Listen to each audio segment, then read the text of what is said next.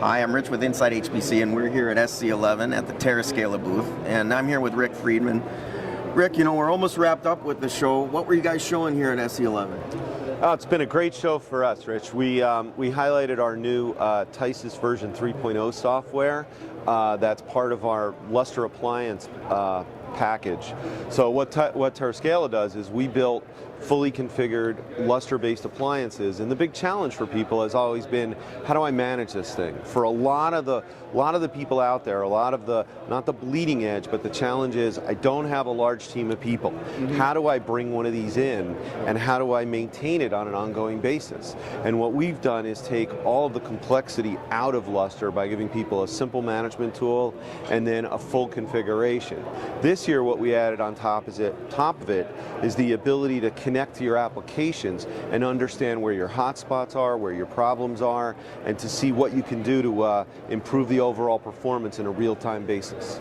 Sure, I was going to ask you about that because, you know, you had this tagline, real-time storage optimization, and I should know what that means maybe, but it isn't that self-evident. So. Well, you know, it's something we just coined, so that's okay. We won't hold it against you. Okay. But so the idea behind that is today a lot of sysadmins, you know, people think about what's the worst question I can deal with as a sysadmin, and it's the, oh my God, the system's down. That's not the worst, because with the system's down, you can fix it. The real problem is when someone calls up and says, my job's running slow. What do you do? Where do you go? Well, the tools that we have now give you a way to look at what's happening in your storage system. Where's your data coming from? Where's it going? Who's selecting it? Do you have hotspots? Those kinds of issues, so you can work back to the application to improve your overall application performance. All right, well, let's shift gears here a little bit, Rick, because, you know, you're a member of the Lustre community. Sure. Seen at the lugs and stuff.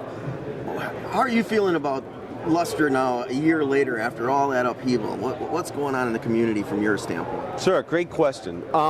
It's a much better situation this year. You know, the community came together.